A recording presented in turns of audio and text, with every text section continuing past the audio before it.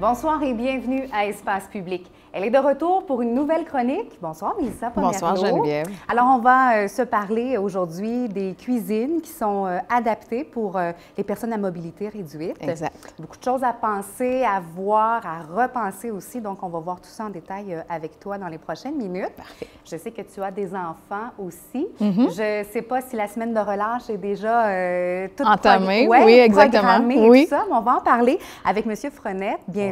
Bonjour. Parce que la semaine de relâche, ça s'en vient. Ce sera cette année du 6 au 10 mars. En effet. Et il faut prévoir ça un petit peu d'avance. Et de votre côté, au musée, là, il y a plein de belles activités prévues.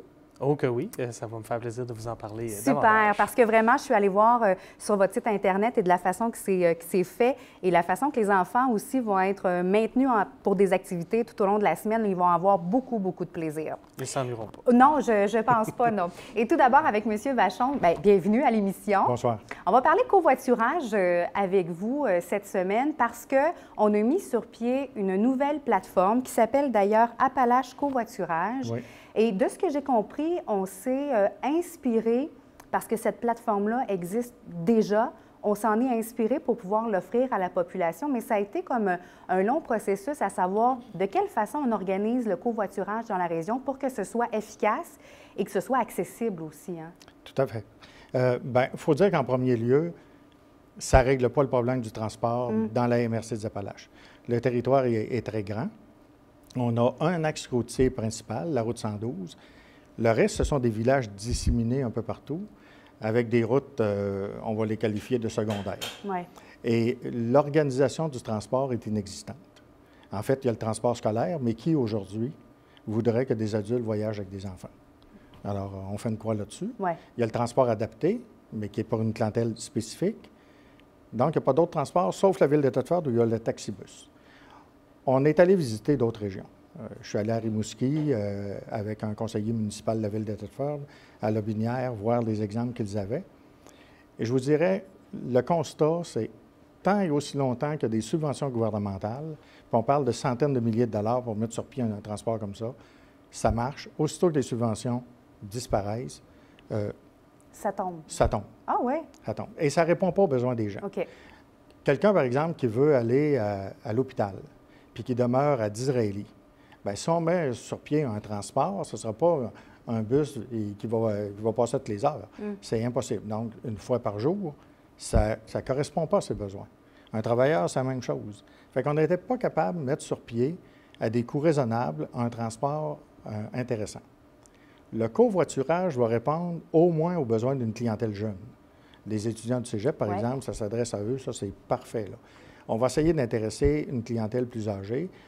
On fait de la publicité, tout ça, mais on a une belle plateforme intéressante qui va venir pallier un peu le manque qu'on a actuellement. Est-ce que c'est dans la mentalité des gens de la région de se tourner vers le covoiturage ou si on a de l'éducation à faire un petit peu là-dessus? Ah non, là? non, c'est pas la mentalité. Non. On a la même mentalité qu'ailleurs, puis je vous dirais même en région, on a la même mentalité que nos voisins de la Beauce ou de Lobinière, c'est-à-dire une personne par voiture, ouais. puis une grosse voiture, puis il faut qu'elle roule vite, puis tasse-toi mon oncle.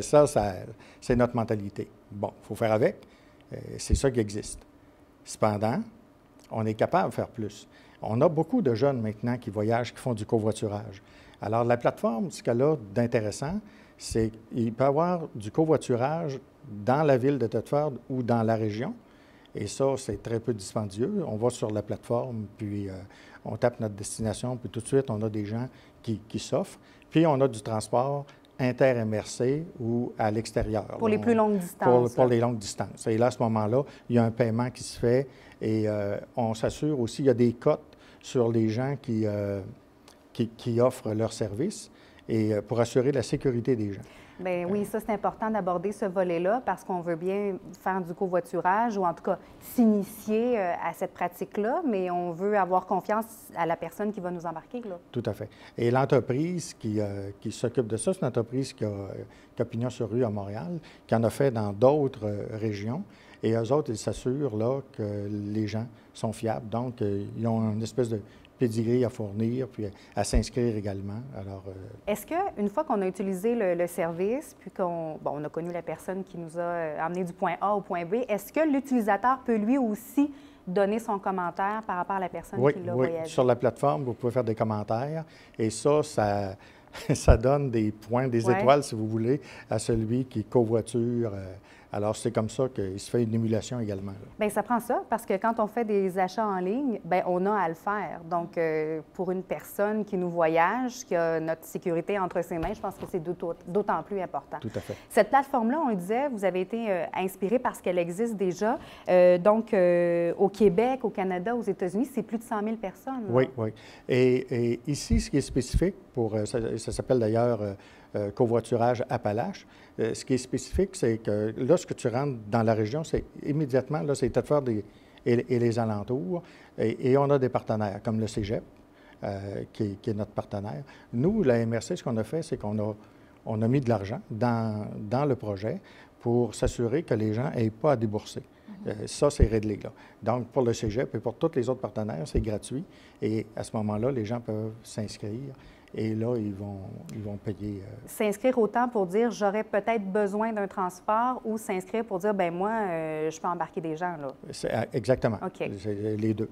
Ouais. Vous avez eu aussi la collaboration de plusieurs municipalités en disant ben nous, on lève la main puis ça nous intéresse. Oui, oui, tout à fait.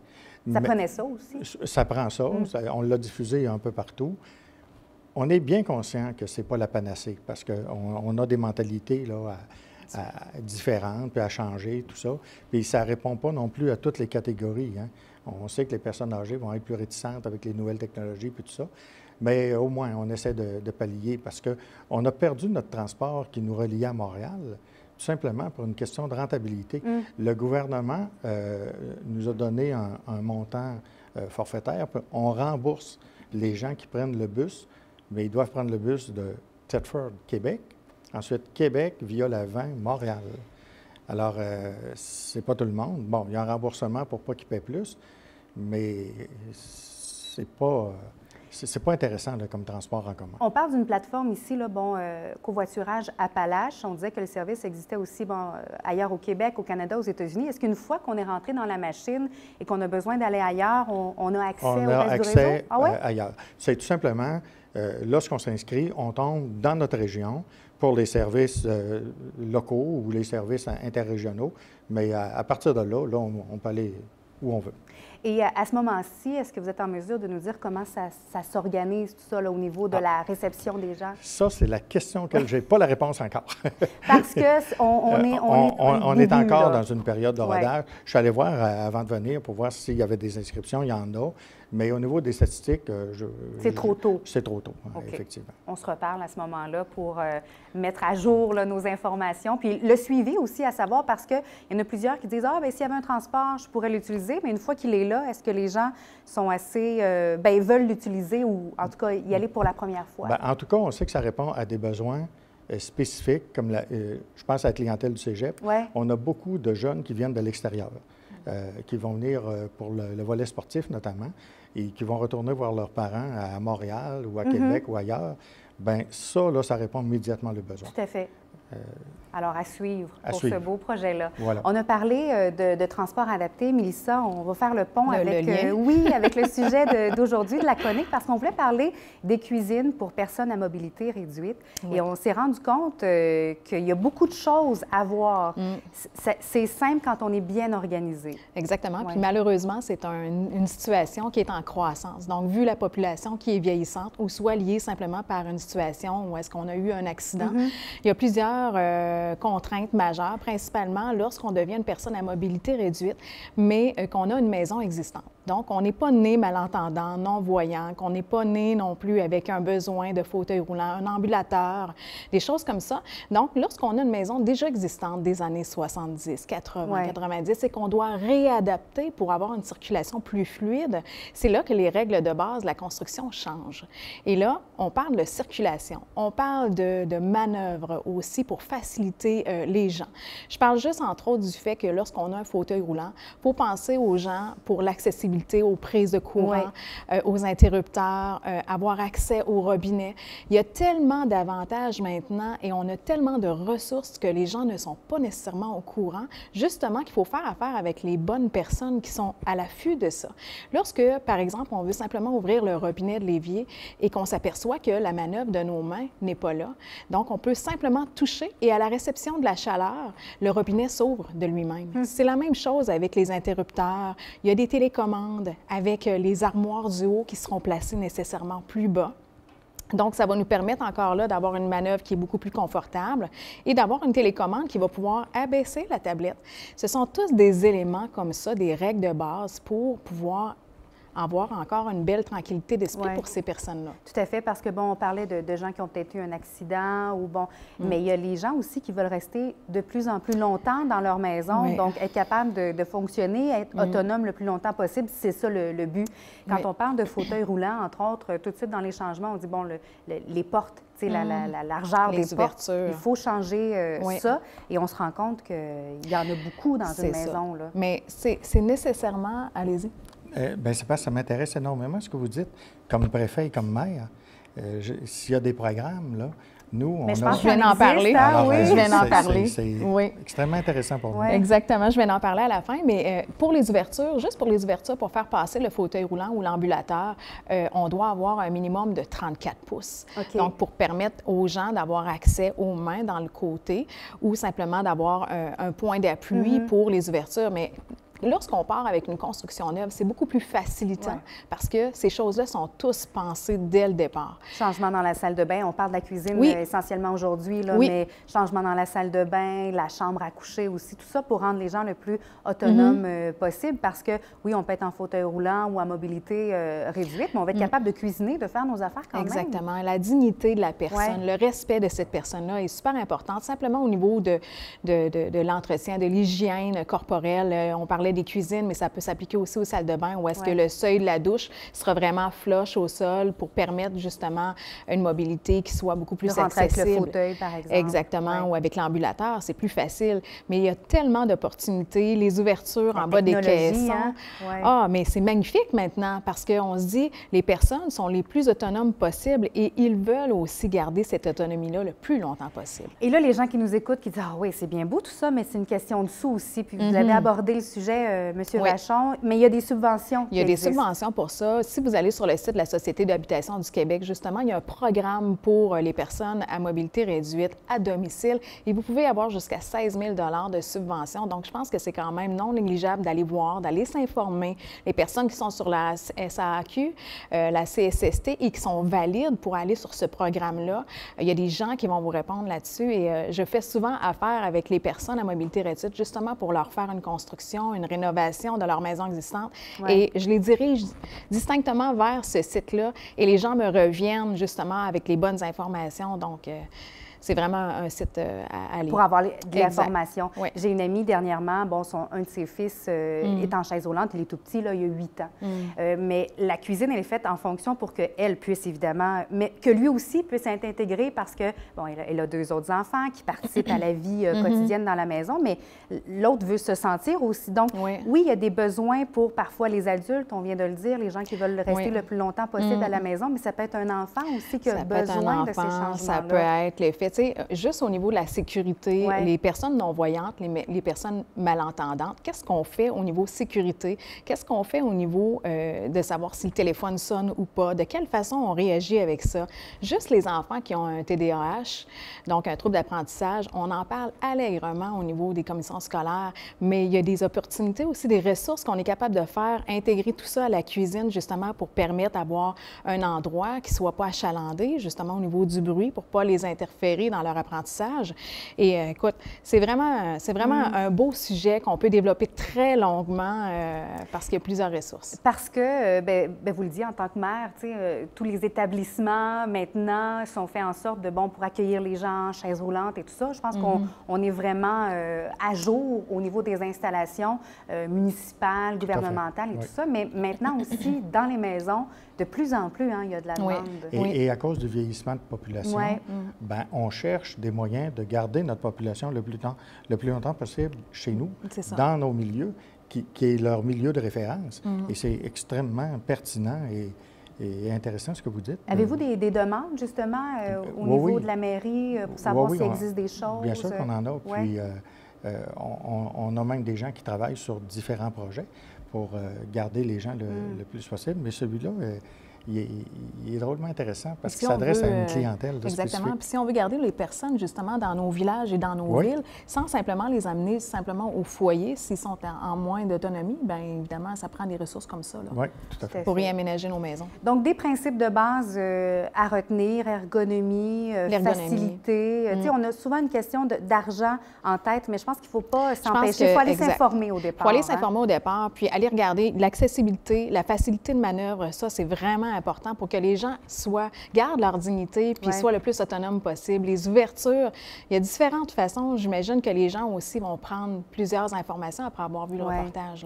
Là. Quand bon, peut-être dû à un accident ou à un changement, on est à mobilité réduite, puis on se dit, ça va s'améliorer, ça va aller mieux. Mais je pense que quand on entreprend des changements comme ceux-là aussi, il faut peut-être parfois voir à long terme et se dire, bien, si jamais, finalement, ça ne va pas mieux, vers quoi on peut s'en aller? Parce qu'on parle de technologie, de faire des changements qui peuvent être amenés à se développer encore plus, là, de ne pas se fermer. Là. Exactement. Puis c'est de se considérer dans le temps. Donc, principalement, les gens, lorsque je fais, par exemple, une deuxième demeure et les gens sont entre 50 et 60 ans, c'est leur dernière maison. Mais on les met en considération que s'il arrive un accident, s'il arrive, peu importe, une jambe cassée, on a juste une jambe cassée puis qu'on a de la misère à aller se laver, tu sais. Donc, on se met nécessairement dans ce contexte-là pour pouvoir imaginer qu'est-ce que ça pourrait être. Au départ, on met les ouvertures plus grandes, on met les douches vraiment flush au sol. Plus accessible. On peut avoir une toilette bidet avec un nettoyage inclus. Donc, tout ça pour faciliter l'autonomie de la personne. Il y a différentes façons d'y aller. Merci beaucoup, Mélissa. Vraiment, là, on repart avec plein d'outils pour la suite des choses, pour aider aussi parfois nos parents. Exact. Bon, c'est sûr, quand arrive l'annonce d'une maladie ou un accident, la personne à qui ça arrive, oui, exactement. Ouais. Donc, c'est là que l'entourage aussi prend puis d'aller chercher souvent. les bonnes ressources, les bonnes équipes qui vont pouvoir vous mettre en confiance là-dedans. Tout à fait. On le disait en début d'émission, on a des enfants, on se prépare pour la semaine de relâche parce qu'on veut les garder bien actifs. On a préparé de belles activités pour vous au musée et on en parle tout de suite après la pause. Restez là.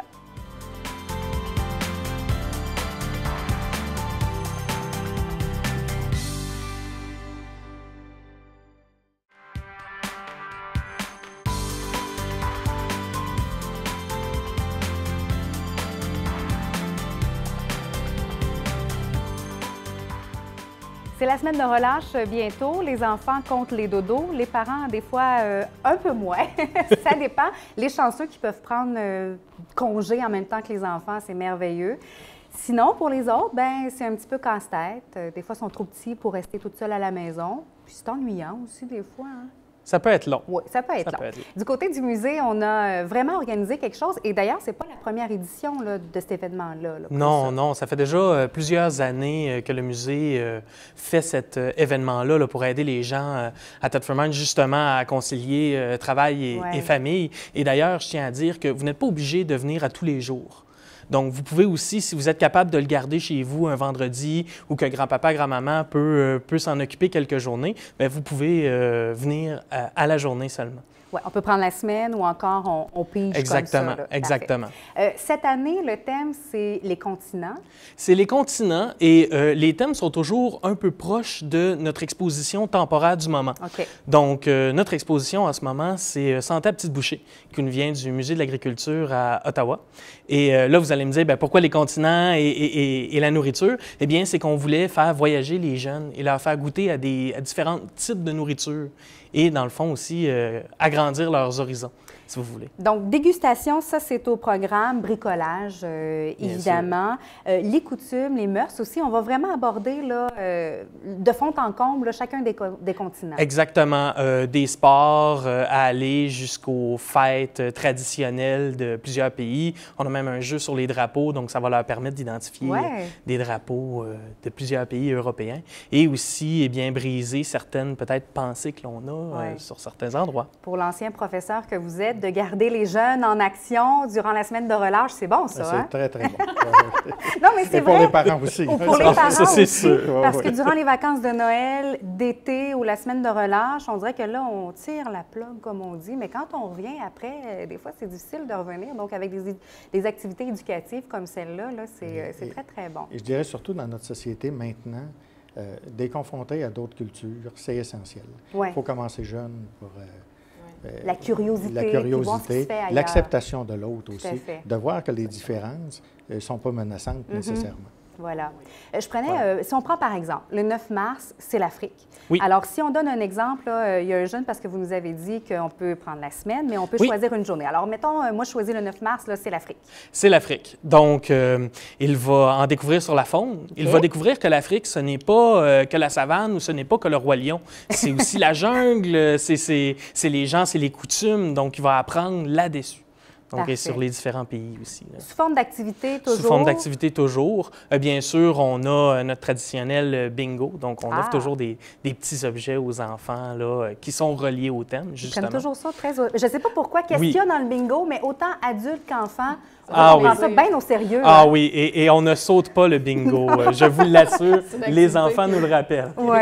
Ça s'adresse aux jeunes de 6 à 12 ans. Okay. Oui, en effet. Et je suis content de vous apprendre, en fait, que le musée, à cause de la grande popularité de cette année, a décidé d'allonger la période d'inscription. Donc, on peut le faire jusqu'au 3 mars. Parfait. Et on a aussi agrandi là, notre capacité. Donc, on a encore 15 places de disponibles de plus qu'on a débloquées. Qu'est-ce que les jeunes vous disent une fois que c'est terminé, là, les activités? Qu'est-ce qui ressort?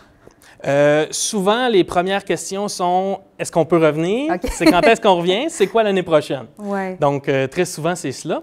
Sinon, le parent doit se faire un peu attaquer avec les nouvelles connaissances que l'enfant a eues. Là. Une fois rendu dans la voiture, ça doit être quand même quelque chose. Parce qu'ils sont toujours très, très contents et fiers aussi de nous apprendre des choses.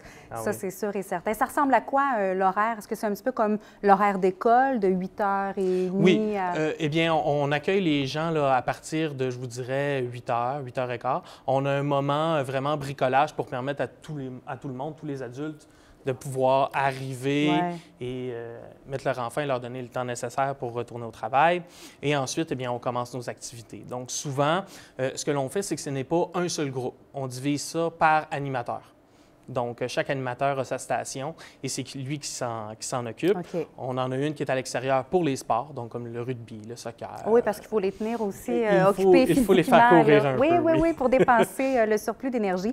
Est-ce que les jeunes sont divisés en groupes mélangés au niveau de l'âge ou si on essaie vraiment d'y aller là, par groupe d'âge? On essaie d'y aller avec l'âge quand même, pour permettre un peu d'étendre certaines activités qui pourraient être compliquées là, pour les plus petits ou trop simples pour les plus vieux. Là. En exemple, le bricolage, à 6 ans, on ne fait pas la même chose qu'à 10. Non, définitivement on le voit très bien. Et même dans le sport aussi, des fois, c'est le fun de soit être en compétition contre des jeunes du même âge, on a le même calibre ou le même gabarit essentiellement. En effet. Donc, ça, c'est organisé pour la semaine de relâche, mais vous nous avez parlé aussi d'exposition. Peut-être nous faire l'invitation aussi là, pour ceux qui voudraient y aller en famille. Mais bien sûr, vous pouvez venir voir l'exposition Santé à petite bouchée. Cette dernière va vous présenter la nourriture du cultivateur à aller jusqu'au moment où vous allez la brûler. Donc, vous pouvez même venir faire un petit peu d'activité physique au musée. C'est rare qu'on y pense, mais là, on a ce qu'il faut. Et ça nous montre combien de calories on peut dépenser, des choses comme ça? Une chip. Vous seriez surprise. Ah oui? Faut courir pendant combien de temps? Faire du vélo pendant un bon bout. Ah oui? On a même un compteur. Pour une chip? Une chip, oui. Même pas un petit paquet? Juste une. Je pense qu'on va y aller finalement. On peut changer de sujet? Aussi. Alors, pour l'exposition, évidemment, on a jusqu'à quand là, pour On a à peu près jusqu'au 23 juin. Ah, mon Dieu! Donc vous avez encore du temps, mais n'hésitez pas à venir aussi. Tout à fait, pour en profiter dès maintenant. On va savoir combien de chips on peut manger durant la période estivale à ce moment-là. J'ose même pas penser aux guimauves. Les parents pourront faire du covoiturage. Aussi, exact, pour pouvoir y aller, tout à fait. Et je tiens à inviter encore une fois là, la population à venir visiter votre musée et surtout à venir faire la visite minière patrimoniale ou encore à venir voir le KB3. C'est chez vous, Tellement vous êtes invité magnifique. à venir le voir. Tout à fait. Merci beaucoup Ça pour fait cette belle plaisir. invitation. Et d'ailleurs, les coordonnées là, pour le site Internet vont figurer au bas de l'écran, donc les gens pourront prendre contact avec vous puis inscrire leurs enfants aussi. Parfait. Mélissa, toujours de précieux conseils. Cette semaine, on parlait des cuisines pour les personnes à mobilité réduite. On parlait de subventions et tout ça. Les coordonnées aussi là, vont figurer au bas de l'écran parce qu'il ne faut surtout pas s'empêcher d'aller chercher l'information. Ça ne coûte rien d'aller s'informer. Exactement. Il y a tellement de ressources. Il ne faut pas passer à côté. Tout à fait. Vous l'avez dit, covoiturage. Il faut y penser de plus en plus. Tout à fait. On fait des activités, il y avait le carnaval et tout ça, il y a plein de choses. Puis on se rend compte finalement que notre voisin est à la même place que nous, donc il faut se parler. Puis quand on peut, bien, on en profite pour embarquer dans le même véhicule. Et c'est une façon de réduire notre empreinte sur l'écologie, sur l'environnement. Tout à fait. Et on en parlait dernièrement, les mini-maisons et tout ça, là, ça fait vraiment partie de ce mouvement d'environnement. Et voilà. Pensé. Tout à fait. Merci beaucoup. Merci beaucoup. Et d'ailleurs, je sais que vous êtes ancien professeur. Il y en a plusieurs de nos téléspectateurs qui vont vous reconnaître. Vous avez été professeur de deux de nos collègues ici à Cogeco TV Beauce-Appalaches. Je vous garde quelques minutes parce que j'aimerais ça en apprendre peut-être un petit peu sur ce que... J'ai beaucoup de choses à dire. Ah, génial! J'adore ça. Merci beaucoup à vous trois d'aider nous voir sur le plateau. Je vous souhaite une excellente soirée, un bon jeudi soir et on va se retrouver jeudi prochain pour une autre émission d'Espace Public. Bye bye!